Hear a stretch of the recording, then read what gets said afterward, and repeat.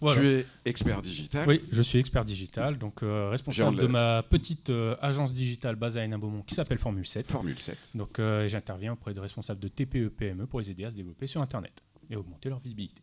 Voilà.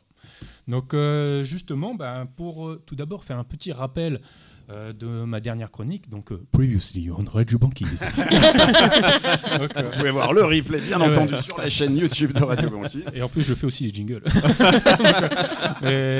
Donc où en fait j'avais introduit le principe que beaucoup d'entrepreneurs justement passaient par certains prestataires, faisaient des sites internet, etc. et se rendaient compte au bout d'un certain temps qu'il n'y avait aucun résultat. Ce qui manquait le plus, c'est justement la demande de contact des clients, pas d'appel, pas de mail, rien du tout. Et cela au bout de 6 mois, 1 an ou 3 ans même pour certains. Donc automatiquement, c'est la preuve qu'il y a un problème et qu'il faut intervenir d'une certaine manière. Donc déjà, je vais mettre une petite parenthèse, c'est que oui, avoir un site qui est mal fait, pas référencé, etc., va justement desservir et ne pas générer de contact. Mais il arrive aussi que l'inverse arrive. C'est que malgré tout, que le site il est top, la communication, etc., le référencement, tout est bon. Mais malgré ça, il n'y a pas de résultat. Car des fois, ça penche aussi par rapport à l'offre et la demande. S'il y a une offre trop spécifique, etc., ou méconnue, entre guillemets, le public ne passera pas. Sur quel marché tu évolues, quoi. Oui. Voilà, c'est ça, exactement. Est-ce qu'il y a du monde ou pas ? Exactement. Et puis même après aussi, pour avoir, par exemple, cas personnel avec une de mes clientes, des fois des problèmes techniques, ne serait-ce qu'avec Google, qui déréférence son site régulièrement, et je dois repasser à chaque fois pour remettre un petit jeton dans la machine. Donc justement, voilà, je referme la parenthèse pour repartir sur le sujet du jour, qui est l'audit, justement parce que l'audit va permettre, via l'analyse du site, de tout ce qui est la structure qui est mise sur le Internet, de découvrir les bonnes pratiques comme les mauvaises. D'accord. Pour le premier cas, y apporter des améliorations. Pour le deuxième cas, des solutions concrètes. Parce que justement, s'il y a certains problèmes, votre client, si le site n'est pas bon ou quoi qu'est-ce, il va s'en aller, il va aller chez le concurrent.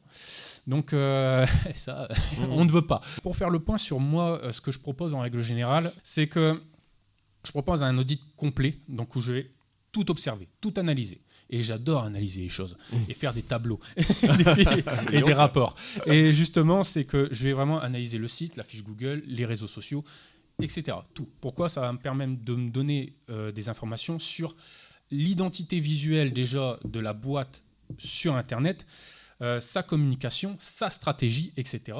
et d'y apporter les bonnes solutions. De l'autre côté, on va dire en plus light, c'est mieux, c'est ce que j'appelle le contrôle technique. Par rapport à ça, je vais surtout analyser le site dans un premier point, mais que vraiment le site par rapport à son visuel, son contenu, et aussi, grâce à des petits programmes que j'ai à ma disposition, certains points techniques et aussi en termes de référencement. Et justement, j'ai un petit programme phare que j'adore et que j'utilise quasi tous les jours, qui va me permettre de vraiment avoir une fiche récapitulatif de tout ce qui est de tous les problèmes techniques et aussi les problèmes de référencement. Mais en plus de ça, c'est que ça va me donner une note sur 100 avec un code couleur, rouge, orange, vert. Et ça, je le montre tout le temps à mes clients. D'accord. Pourquoi ? Parce que ça veut dire que je pourrais leur dire après coup, le site, il est claqué au sol, il faut tout refaire, tout. Donc, bien sûr, non. Alors qu'en fait, la note, elle est bonne, qu'il y a certains points à corriger, et c'est tout. Ça doit aussi donner un côté un peu neutre, finalement. Tu veux dire, voilà. C'est pas toi qui le dis, en mode un peu comme le stéréotype du mécanicien qui fait faut tout changer sur la voiture. C'est ce que je disais la dernière fois, justement. Et en fait, oui, voilà. Là, c'est concret. Il y a une note. On sait que c'est sur 100. Si ton site, il est en dessous de 50, ça veut dire que c'est pas bon du tout. De 50 à 69, c'est OK, peut mieux faire. Et au-delà de 70, c'est good. Voilà, le site, il est bon, il est carré. Donc, moi, déjà, mon but, en termes, même dans mes prestations générales, c'est de faire en sorte que tous mes sites soient au-dessus de 70. Ouais. Voilà. Donc, et c'est déjà même difficile à l'atteindre. Dans certains cas, voilà. Est-ce que tu peux atteindre 100 ? Non, alors, c'est franchement, à part si tu t'appelles Amazon ou autre, c'est parce qu'en fait, ça demande certains critères, comme par exemple le nombre de visiteurs. quotidiens qui vont arriver sur ton site. Il faut au moins 100 visiteurs par jour et vraiment pour que tu sois comptabilisé mondialement parlant. Et aussi après c'est plus par rapport à certains points de référencement, c'est par rapport à du backlinks en fait, c'est des liens de retour, c'est-à-dire d'être cité sur d'autres sites en fait, voilà. D'accord. Mais ça j'en parlerai une autre fois la prochaine chronique. Voilà. Pas la prochaine, celle d'après. OK, mais voilà. Et justement c'est pour ça le simple fait de montrer justement cette notation avec vraiment le code couleur, c'est rouge, bah mince. Et puis en fait c'est qu'il y en a des clients qui me disent en fait avec tel prestataire normalement je suis censé avoir ça. Et là en fait tu es en train de me dire que ça c'est pas fait. Donc ce qui permet de mettre en lumière voilà, certains problèmes techniques. Exactement. Voilà, donc ça veut dire que quand la personne elle a fait j'ai payé un prestataire pour avoir du référencement et là en fait on lui explique par A plus B qu'il n'y en a pas. Voilà. Je vais donner quelques petits tips justement pour vous dire, pour faire votre petit audit à la maison. Son auto-audit. Voilà, c'est ça. Avec la famille, les enfants, tout le monde s'amuse. Le premier point qui peut être intéressant, c'est ne serait-ce que par rapport au site internet, c'est les problèmes de chargement. Donc, au bout de combien de temps, selon vous, l'internaute quitte le site s'il ne se charge pas? 2 secondes. C'est légèrement plus. C'est légèrement plus. Combien tu dis, 5 secondes. 5 Un peu moins. Ouais. Bon, 4. 3,5. Yes. On n'a pas commencé le quiz, merde. C'était juste prix. Voilà. Tu as gagné un crayon. Merci. Un crayon Formule 7. Non, pas encore. Mais justement, oui, au bout de 3 secondes, l'internaute quitte. Voilà. Et c'est pour ça, c'est que même si le site il est bon, il est référencé, t'es premier avec les mots-clés, etc., sur les moteurs de recherche, la personne clique sur ton site, il se charge pas, il s'en va, il va chez le concurrent. Logique. Voilà. Oui, moi aussi, ça m'énerve quand un site est trop long. J'ai pas envie de rester. Voilà. Donc, mais c'est pour ça, c'est que rien que ça, voilà, il y a déjà un client potentiel qui est parti. Première chose à vérifier, le chargement. Ensuite, il y a le visuel. C'est parce que c'est ça qui va vraiment matcher dès le départ. Le site s'ouvre et là, si au bout de 2 secondes, tu as les yeux qui piquent, on va pas se mentir, ça va pas marcher non plus. Donc, j'ai déjà eu c'est pas le site de client, mais un site d'un concurrent. Donc, je me dis, ça va, il me fait pas peur alors. C'est que où en fait, vraiment, si tu es épileptique, tu décèdes. Donc, voilà, on va pas se mentir, la couleur criarde, ça clignote de tous les côtés. Et en fait, oui, là, c'est problématique. D'accord. Donc, après, c'est justement au niveau visuel, si vous voyez que c'est pas clair, les couleurs sont très fluo, vraiment que ça agresse ou que justement l'inverse, c'est trop fade, on n'y voit rien. C'est pas bon. En règle générale, ça donne une image déjà de la boîte. Donc si c'est fade, on se dit justement la boîte elle est fade. Elle est fade. Au-delà de ça, c'est le contenu. Il faut aussi que donc là, c'est le troisième point. C'est surtout pour vous, il faut que votre prestation, votre boîte, vos services, etc., soient bien définis, que tout soit clair. Et surtout aussi, pourquoi on devrait vous choisir. Donc, il faut avoir les informations suffisantes pour que le potentiel, le prospect, le potentiel client, se dise, voilà, c'est clair, j'ai compris. Il propose ça, etc. Ça vient nous ramener quand même juste un principe de base. C'est pas l'outil qui va faire que tu vas gagner du pognon, c'est quand même la proposition de valeur que tu vas avoir. Aussi, voilà. Si à un moment t'as pas de contenu, c'est pas le exactement. site, un et savoir en parler qui va t'aider. Oui, exactement. Donc c'est pour ça, c'est tout aussi une manière de formuler aussi les choses pour que ce soit clair, que aussi ça va à l'essentiel, que tout de suite ça matche. Donc et justement, il y a eu un piège que j'ai pu constater pour certains de mes clients, c'est que le fait est que tu as conscience de ce que tu proposes.